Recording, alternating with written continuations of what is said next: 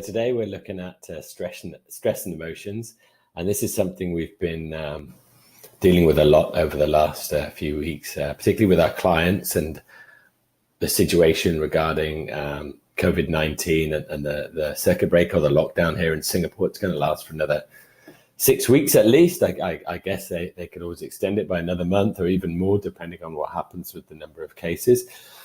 So there's a lot of issues that we're dealing with, and I wanted to share some of the practical tips and some of the ways that I deal with this stuff in my family, and how we help our clients to deal with all the stuff that's going on. We did a survey. We've done a couple of surveys now, actually, on the webinars that we're doing, and we're finding that out of all the sort of lifestyle factors that are impacting us at the moment, it seems to be that stress is one of the big ones. And on one of our calls with a corporate group, we found that 50% of people were actually more stressed than before. So it's really, really significant, and I thought I would deal with that today. So when we talk about stress and emotions, jumping ahead there. So first of all, I need to put some framework around emotional stress and what it means, and then we can sort of dive into the solutions. So first, we need to understand or be aware that we are stressed. No healing can happen, physical or mental or whatever, if we are not aware of what's going on. So that's stage one. Stage two is identifying the type of stress, whether it's physical, mental, emotional, or spiritual, and then quantify it, determine the magnitude of that stress. And then we want to pick the appropriate solution, and that might be a short-term solution to get us through something day-to-day, something medium-term over the next month or so, or a long-term solution if we're really looking to remove particularly repressed emotional stress that has been sort of stagnating subconsciously for years. But really what we're looking at today is we want to identify what these different types are, and then look at the sort of lifestyle stresses that we're dealing with right now. Okay, so here's your stress bucket. The first thing I'd like to draw your attention to is the repressed emotions. So we have a stress bucket, and in that stress bucket we have a finite capacity to deal with stressful events. Maybe here's an example of some typical things that may have happened to you, or there may be, if not, I'm sure you'll recognize them. There may be other things that specifically happened to you. Maybe when we were 7, we had some very controlling parents, which were very strict with us, and created maybe some frustration. Maybe at age 9, we have a death of a loved one, like a close grandfather or grandmother or a relative, and we had some grief associated with that. Maybe when we were a teenager, there was some bullying, and then maybe there was a relationship breakup, and there could be many, many other things that go on. And all the negative emotions associated with these events need to be exorcised, or as in removed, or they just sit down there, filling up our emotional stress bucket. And then we have the remaining capacity left over for dealing with the stress. So here we have the lifestyle stresses that are sort of in the leftover space in our stress bucket. For example, we may have pressures at work. So we maybe have a lot of pressure on us at work, trying to keep businesses up and running at the moment. We might have pressure with worried over our job, income, things like that. And of course, if we have kids of a young age, homeschooling them at the same time is incredibly difficult and very demanding. So these are stresses that we're dealing with right now. So those are lifestyle stresses. So as you can see, this person's stress bucket is now full. And when it fills up and starts bubbling over the surface, the wheels start falling off, and things really start going rapidly wrong and downhill rapidly. So what can we do? So option one is to directly work on the lifestyle stresses. So here, what I've done, as you can see, I've dealt with the pressures at work. I've dealt with homeschooling the kids. And now, well, what's left is a little bit more tolerance in the stress bucket and a little bit more peace of mind. Directly working on lifestyle stresses would be one of the most common ways of dealing with any stress in life, and we're all familiar with that. So, if we have pressures at work, getting projects finished on time, organization, if we have a shitty boss, we can quit, or we can have a one-to-one with him or her and discuss that and sort things out. If we're having issues homeschooling kids, then we can, work out a plan of how to incorporate that plus our job into our lives as well. And obviously that's not so easy. It's something we'll talk about today. So directly working on stresses is one way we can remove these issues. Here's another thing we can do. We can forget about directly working on our lifestyle stresses, forget about our repressed emotional stresses, which is a long-term game anyway. And we can just increase the capacity of our stress bucket. I'll just make me a little bit smaller here so we can see here. So here you can see in this bucket on the right-hand side, we've got repressed emotions, lifestyle stresses, and then we've got all this extra space. So how did I get this extra space? I haven't dealt with anything at all directly. I've just increased the capacity of my stress bucket. So can you think of a way that we could do that? So one of them, and the very common one, would be meditation, which has scientifically been shown to increase the size of your hippocampus, but it definitely works fantastically well for increasing your tolerance for dealing with stress, even though all those stresses are still there. So that's one way. And then another thing we can do is we can remove, and you can see what I've done here, is that I've removed the repressed emotional stresses and shifted them over to the right. So they've been removed.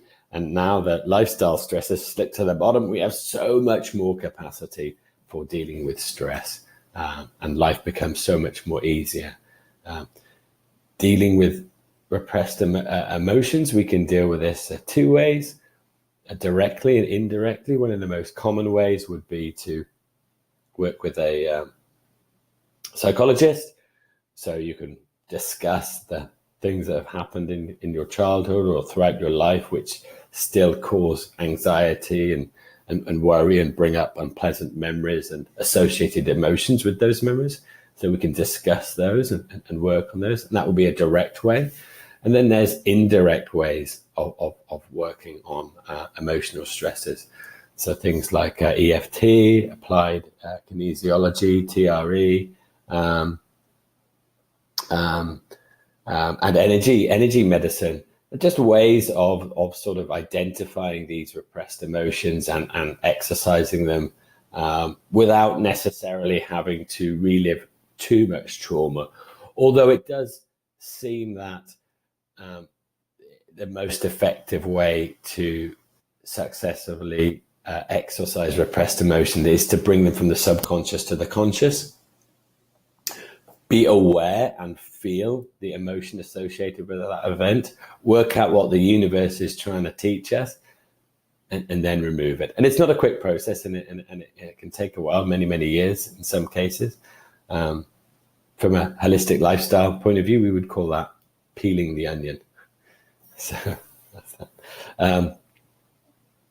This is not what we're going to look at today, but it's important to be aware of why some people's stress buckets can be a lot more full than others, and they have less capacity for dealing with the stress that modern day life throws at us. And then here we go, the Holy Grail. So we've dealt with everything and we've removed everything. And now we have an empty stress bucket and the world is our oyster, so to speak.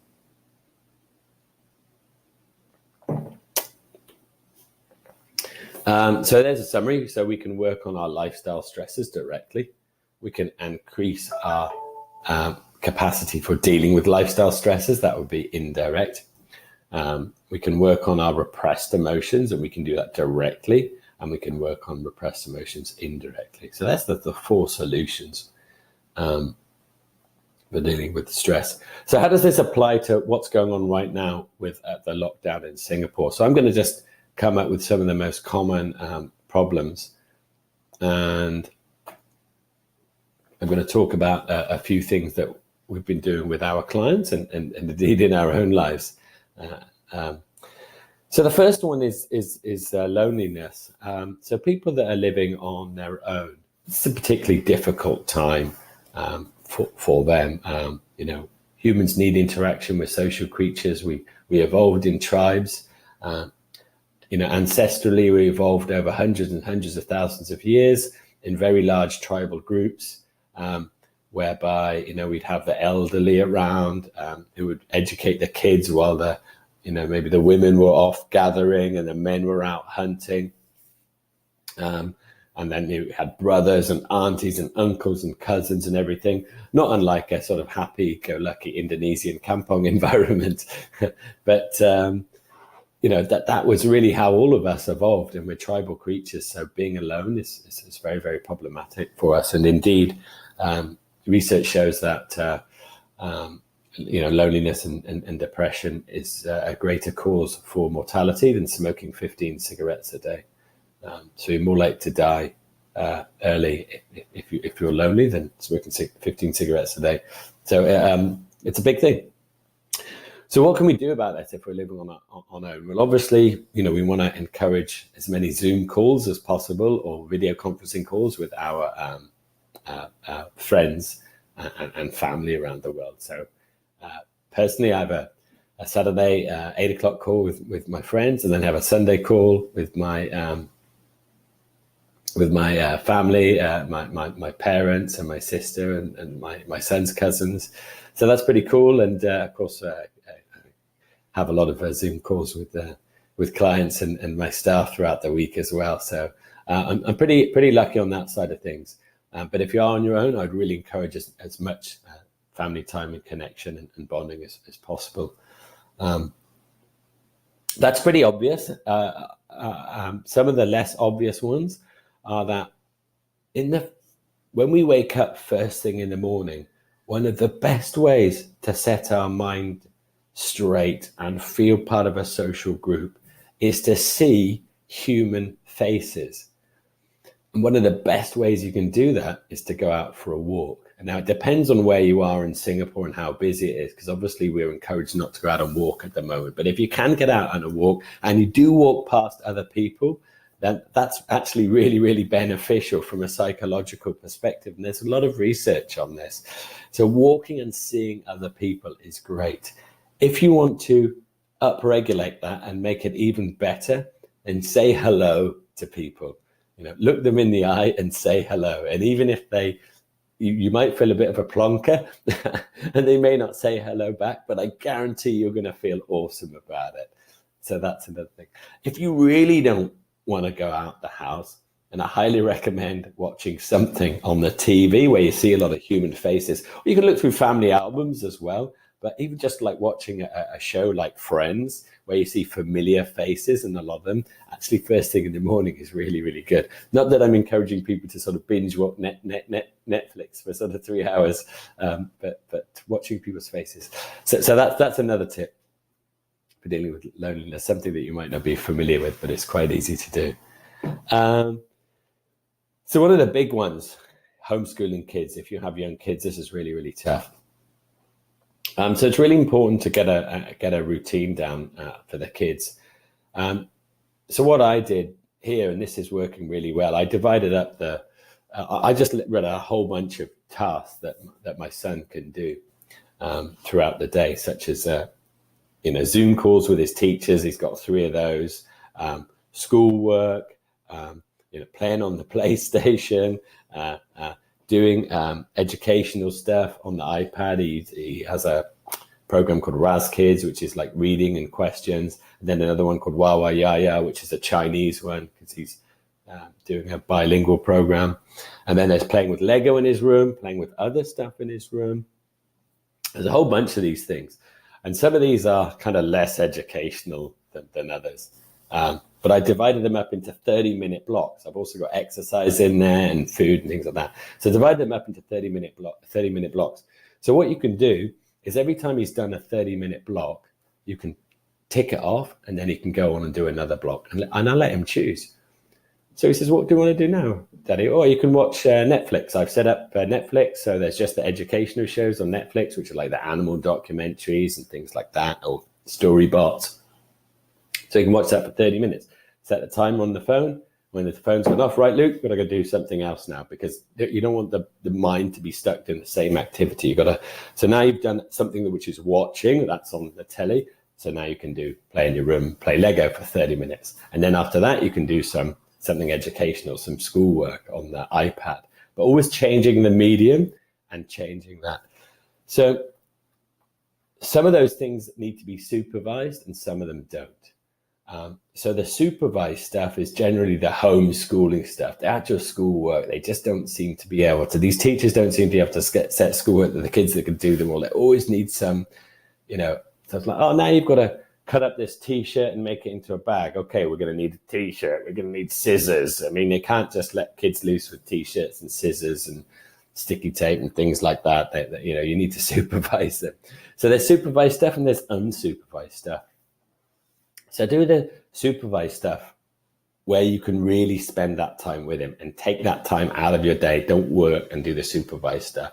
And then the unsupervised stuff is when you can try and get some work done. So that would obviously be, playing in the room, or if they're watching something on a telly or something like that. And that seems to work really well. The main disadvantage is that every 30 minutes, you're going to be interrupted. So it's a little bit tricky if you need like 2 or 3 hours of complete uninterrupted focus, like you're working on a project. That is a little bit tricky, and you're definitely going to need a spouse or a helper to help you out during that period. But plan it. I mean, get it in your calendar and plan it. So that's what we've done, and that's working really well so far. And if you want more information, or you want to see my Excel spreadsheet that I've set up, then just drop me an email and I'll send that over to you. Okay, so number 3, spouse problems. Obviously, you may not be used to staying at home with your husband or your wife for such a long period of time. If you travel a lot, that doesn't mean, oh my God, I have a terrible relationship because we can't get on. It's just because you're not used to it. You're not used to spending so much time together. So you've got to get used to that. So don't feel bad if it's not working out. Just recognize that it's there and you have to work on it.